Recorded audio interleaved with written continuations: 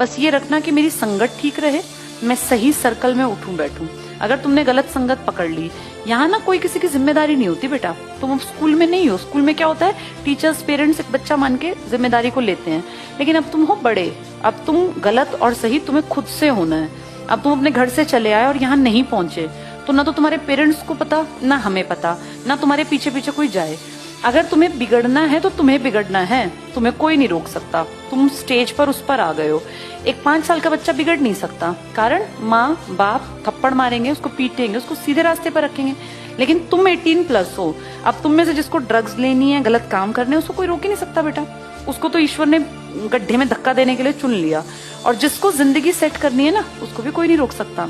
तुम जिन परिवारों से हो, अगर उनमें बहुत अच्छी बैक नहीं है, जिसके 100% चांसेस हैं, क्योंकि मैं भी तो ऐसी परिवार से थी, बिगड़ने के चांसेस अगर आपको लगता है मेरे पास हैं, तो ये सोचो 5 साल बाद पैसा कहाँ से लाओगे?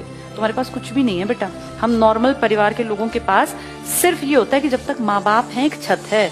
भगवान ना करे जिसके माँ बाप नहीं है, उनसे पूछ के देखो जरा, कुछ भी नहीं है ये माँ बाप। अब तुम अपने माँ बाप को देखो, वो बुजुर्ग होने की तरफ चल पड़े। तुम में से किसी के माँ बाप 30-35 साल के तो मिलने नहीं। जब तुम 20 के हो, 22 के हो, 18 के हो, तो तुम्हारे पेरेंट्स 100% 45 ईयर्स के आसपास होंगे। तुम्हारे पिताजी 45 साल, कितने साल का जीवन तुम मानते हो आज की इस पोल्यूशन और इस